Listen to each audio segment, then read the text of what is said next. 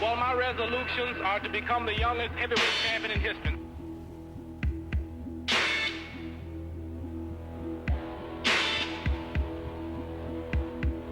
I'm young, I'm handsome, I'm fast, I'm pretty, and can't possibly be beat.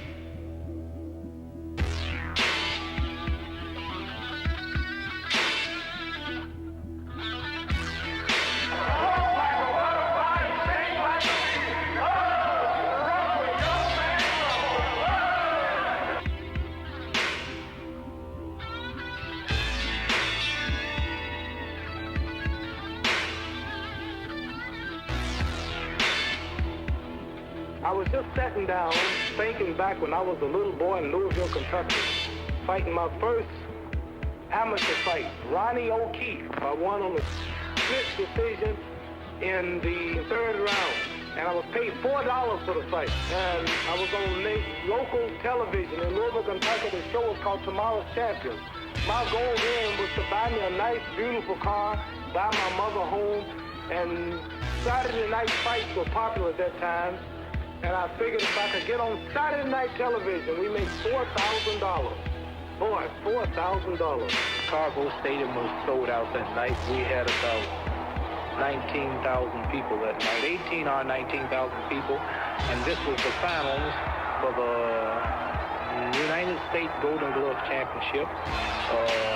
Jimmy Jones is a tall fellow, about an inch and a half taller than me. And he had a lot of straight ass left jabs. He was about 22 years old. I was 17 years old. And my speed beat him. I did a lot of footwork, a lot of dancing, a lot of moving in and out. And he finally got tired. And in the third round, I beat him. But the first two were close. I won, but the third round, I really beat him, and that won me the fight.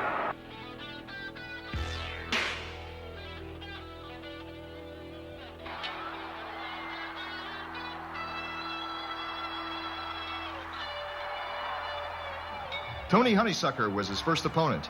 Weighing only 182 pounds, light for a heavyweight, all Louisville turned out to see their gold medal winner.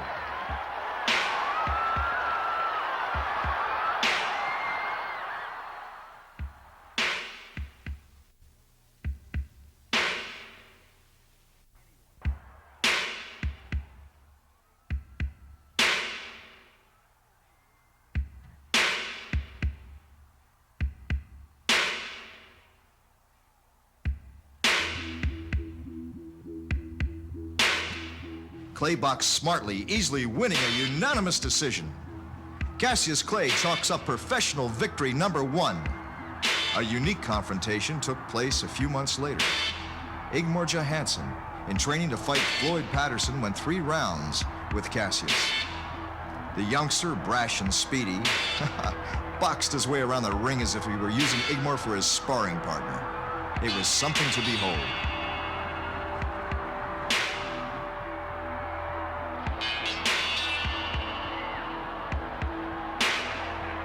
It won't be an easy fight, but my plan of attack on a fighter like Alec Bentez would be 2 fast left jabs, a rapid right cross, and a left hook. And if he's still standing and the referee is not holding him up, then I'm going to run.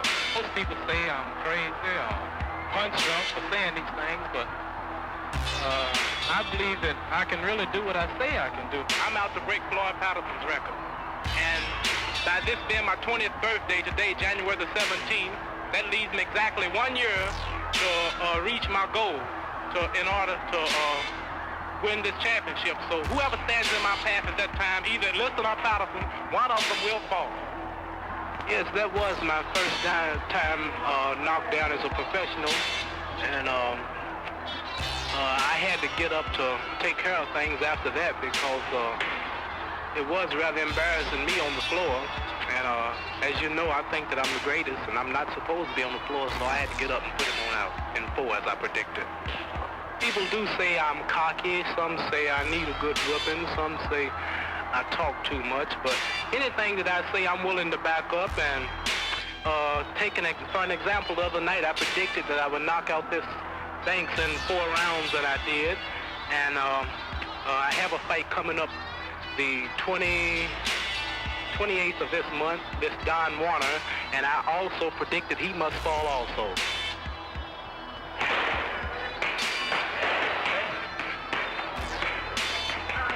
Cassius, how do you feel today? Pretty good. How you doing? I hear you met Don Warner today. How was he? Yeah. He wasn't too friendly. What do you have to say? He didn't even shake my hand. What are you going to do about that? Now you must fall. My last 3 fights, I predicted a 4-round knockout. I knocked out Sonny Banks in 4 rounds. I knocked out Don Warner in 4 rounds. And I just annihilated George Logan in 4 rounds. And most people think because I can predict a fight like this and make it come through, they think that I am becoming overconfident. But I will never be so overconfident until it would interfere with my training program. I'm gunning for Floyd Patterson and Sonny Liston. And if they get in my way, I will annihilate them also. Let me see you close your mouth and just keep it closed. Well, you know that's impossible. No, keep it closed. You know that's impossible. I'm the greatest. And I'm knocking out all bums. And if you get too small, I'll knock you out. Close your mouth, but just let me see if you can keep it closed for 10 seconds. Well, that's impossible. You know that's impossible. And I do notice a lot of press releases and radio statements and TV announcements are complaining about I talk too much and I'm cocky and I need a good beating. And it is true that I do a lot of talk, and everything I say, I mean to back it up.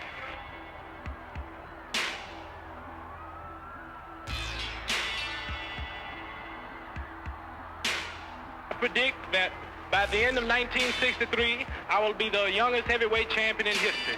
And the only reason I won't be is because this fella, Sonny Liston, would be ducking and dodging me. I have fulfilled all of my prophecies.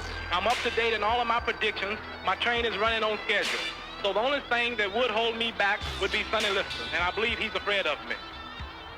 Cassius, during the past few weeks, you've been centering your interest around these squabbles you've been having with Sonny Liston down here. You've got to fight Doug Jones. Don't you think it's about time you started concentrating on this boy? He's a pretty good fighter. No, I'm not concentrating on Doug Jones. He's nothing but a bum. Sonny Liston is the man I want. I'm not thinking about Doug Jones. Jones will fall in 6, and I might cut it to 3. You know, if this boy upsets you, you've had it as far as If Jones upset me, I will retire.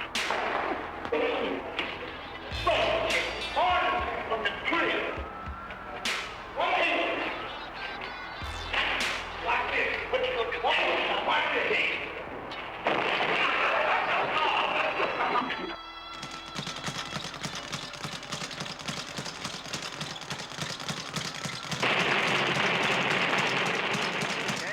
Newspaper strike in New York, and with that strike, your big mouth isn't going to mount it very much up there in New York. And yes, you are right. They do have a newspaper strike in New York, and I'm making an appointment with President Kennedy to go talk to him and to see if he can't do something about it, because there's a lot of people who want to read about me and see my picture.